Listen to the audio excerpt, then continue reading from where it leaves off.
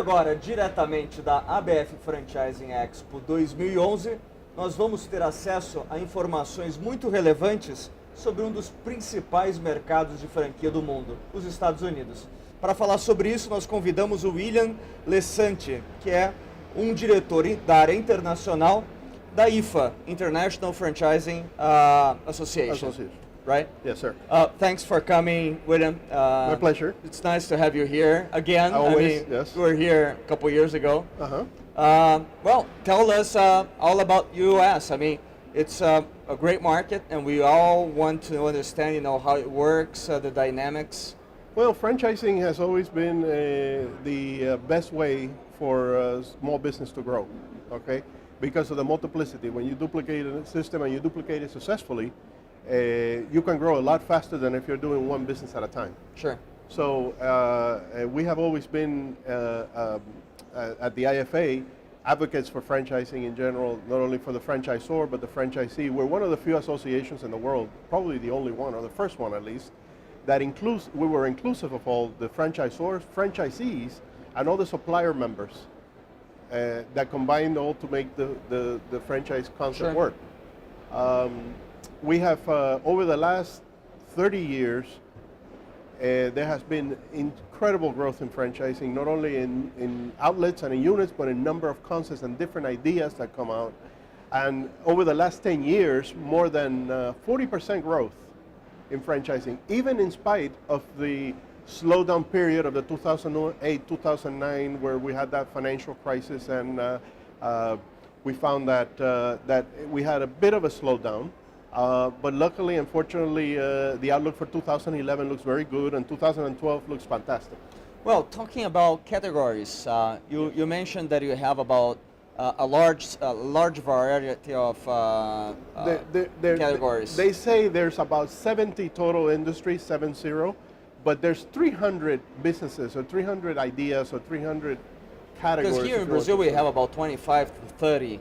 So I can imagine that this is a very broad... And I understand, and you know what, I realize, having been in business in the Americas for the last 25 years, everything that starts in the U.S. eventually trickles down, becomes franchise. And for example, I'm very amazed, if you walk through this expo right now, you see that a lot of the franchise companies, franchising in Brazil, are homegrown. And this is amazing how they have taken an idea of a business concept or business system or method of doing business and duplicated it as well into many other things. Home-based businesses, but everything from English schools. I mean, how many English schools do you have here? Language schools. Many. It is, and it's they're all one of the main sectors that we have. It has to segments. be. It's a great segment. Now, I don't think that's the same in the U.S., but it is because English is an important language, is a good business language, an important business language, and Brazil, I think, has done an amazing job in creating some really dynamic programs. You have about 300 different categories in the U.S., and we have only 40 here. Yes, yes. Now, what about, franchisors? We have about almost 2,000 here in Brazil, 1,900 to be exact. How many in the U.S.? We have, our membership is comprised of about 1,200 franchisor members. That I figure, and you have, whoever you speak to has a different estimate, but I figure we have maybe a 30% market share of what the franchisor community is. I estimate it to be over 3,000. 3,000? Yeah, actual member franchise companies. Now, you have 3,000 brands, but you have a great number of franchisees, right? Oh, yes, of course. I mean, how many are we talking about? Well, we have franchise outlets. We almost have 900,000 franchise outlets. 900,000? Yes, almost a million, yeah. So it's almost a million. Well, is franchising employees at this time accounts for 1 out of 8 employment in the U.S. is directly related to franchise. So you're talking about almost 15%. Yeah. That's a great number. It's the impact of franchising, and that is why it's so important to understand the impact of franchising in small business. And one of the missions of the International Franchise Association of the IFA is to advocate for our franchisor community and our franchisees with the Congress of the United States, with the official organizations, the Restaurant Association, the International Council of Shopping Centers. We're big advocates to make certain that the franchisor has an easier path to growth than if they were doing it on their own. With your experience in the U.S. market, Right. If franchisors are listening to this program, and franchisors that are willing to go to the U.S., what would be your advice on what are the first steps they have to? Well, my advice is to do your homework.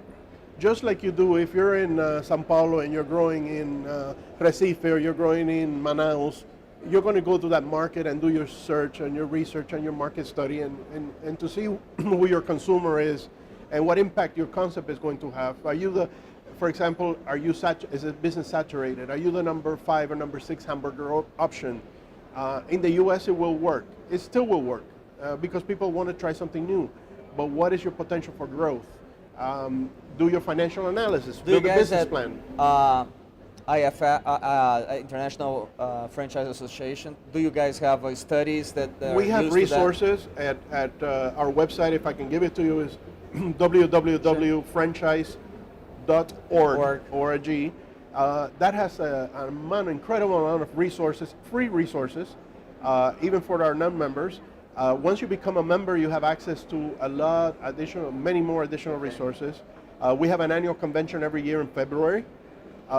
That's usually, for me, that would be step one, because the convention is an event for 3 or 4 days of conferences, seminars, real dynamic keynote speakers. We've had several US presidents come to do our keynote. So this is usually a very good starting point. So three starting points. Become a member of International IFA, yes, absolutely. Franchise Association, so you can get they do have have special membership offers for international franchisors coming in, so they can get in a little more reasonable without paying a full membership fee. Then participate on the international on their conference, yes. Conference that you have in February, right? And run the studies. Market studies, you can never do too much homework, and I think there's many qualified individuals in this business. Unlike when I started 25 years ago, when you were doing international business, it was just, let's try and see if it works or not. Today, there's no excuse. Right? There's no excuse. Yeah. Today, there's so much available out there in technology and services that it's... Also, the ABF is a very good friend of ours. The ABF and IFA have a long-standing relationship. We have an official MOUs that we signed here about 3 or 4 years ago of cooperation, and we have mutual cooperation, so you can always access the IFA through the ABF as well. That's great. William, thanks a lot for coming. It's a pleasure. Thank you so much for having me again, and look forward to next year. I hope you'll come back, not in 2 years, but next year. Better news. Ok.